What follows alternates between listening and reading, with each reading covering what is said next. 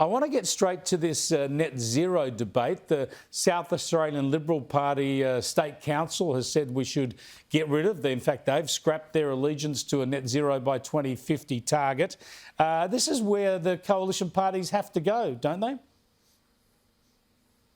Well, look, the Liberal Party is going to undertake a review into their policy, and we're working through our position on that. But our lived experience of what that's looking like for regional Australians is this all renewables approach is actually a lived one that is far more harsher than just your energy bills going up. So you see, we're living with the physical consequence of our prime agricultural land being ripped up, with transmission lines, solar panels and wind turbines. And the actual thing you're trying to protect, the actual natural environment, is also being destroyed in trying to achieve this. Now, we were sensible as Nationals and said that let's have a technology agnostic approach, and we still believe in that. We should have nuclear energy as part of that solution.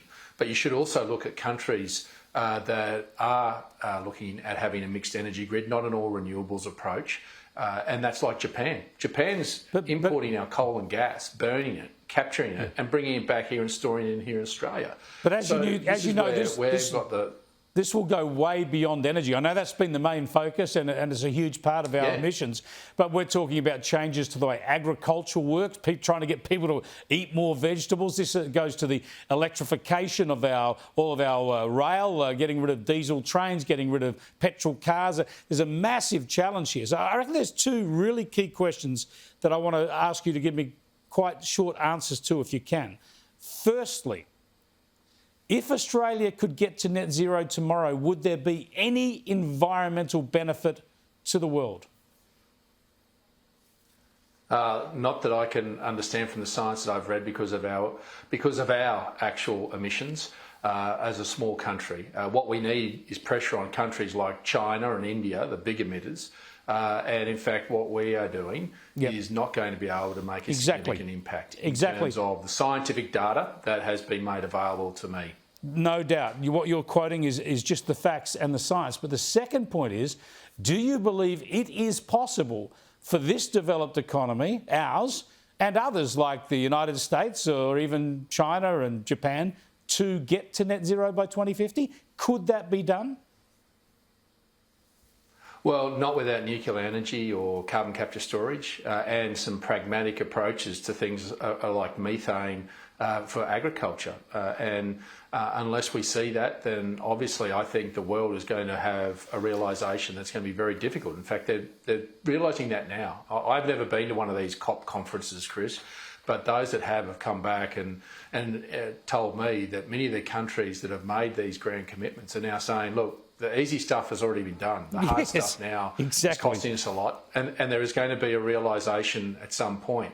Now, what we are blessed with in this country is the sovereignty of all our resources. And we can have a mixed grid and we can have a sensible economy and a sensible conversation.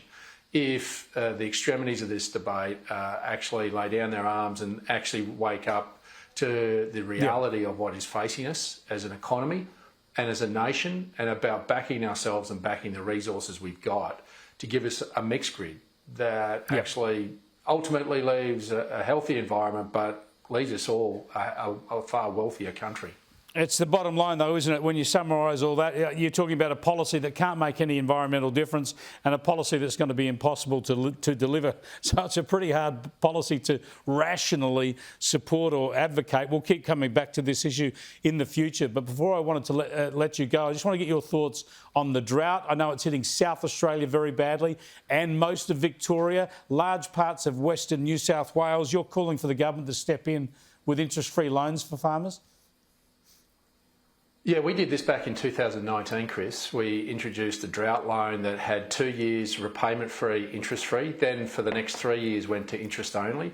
What that did was provide cash flow and it allowed up to $2 million to be refinanced from their commercial bank, where they'd be paying close to, over those couple of years, nearly a couple of $100,000 worth of interest. It just buys them time, buys them the ability when it does rain, allows them to restock and replant. And I think there's also an opportunity to lay that over the natural disasters we've seen in far western Queensland, in my electorate, where they need some help to get up off the ground to be able to do that, to either restock, to replant, or to refinance some of their debt. This is about cash flow, and I think it worked well in 2019 and 20 when we did it for the drought, and I think it should be one of the sweeter measures that the government looks at to support the drought-stricken farmers in the southern part of our country and some of our flood-affected farmers as well. And I'm pleased to see that Category C and D has been announced on the central north coast, but it's a lot less than what other jurisdictions have received. And I think the New South Wales government should have a look at that. But I think this is another measure